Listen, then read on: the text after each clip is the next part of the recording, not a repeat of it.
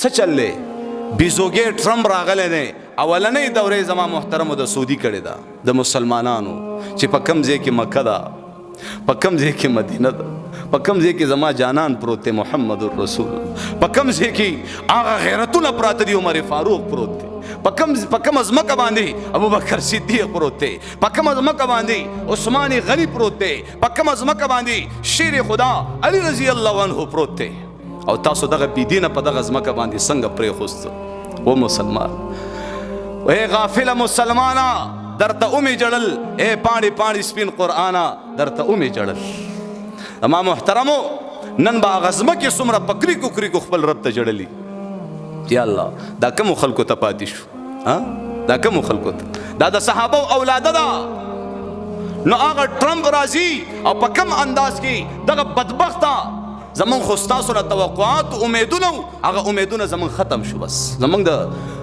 سعودي عرب نه هیڅ امید نشتا زمونږ د دوبۍ نه هیڅ امید نشتا نه د څومره مسلم ممالک دي د دې نه زمونږ هیڅ امید نشتا زمونږ امید د پاکستان نه دی ان شاء الله العزیز د دې اسرائیل خاتمه ان شاء الله د دې هندوستان د انډیا خاتمه ان شاء الله د دې امریکای خاتمه ان شاء الله د دې پاکستان په ذریعہ سره به الله کوي ان شاء الله وایي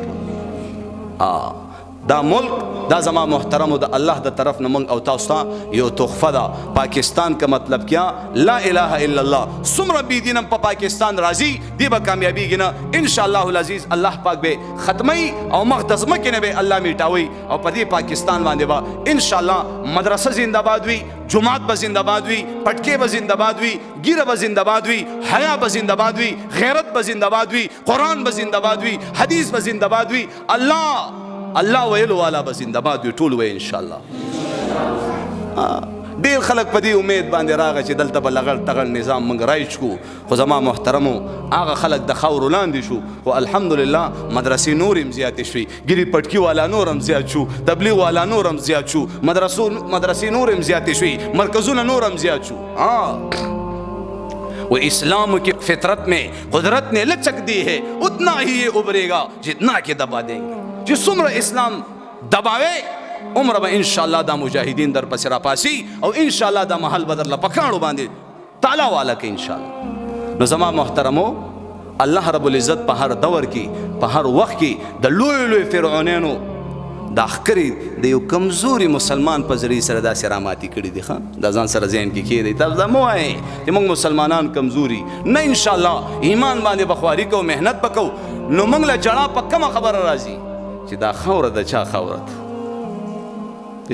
وای زړګي استرګي لګوا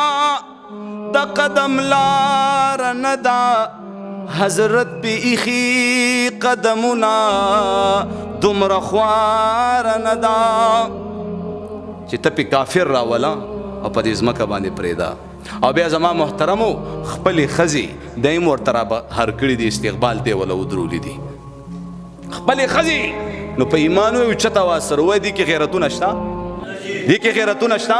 دي غیرت پیژني او دی په کوم سترګو باندې صحابه وتا او خالد بن ولید رضی الله عنه عمر فاروق او دغه شان عثمان رضی الله عنه او علی رضی الله عنه او د شنی روزي خاوند جناب محمد رسول الله دې ته څنګه مخامخ کیږي دغه بدبخته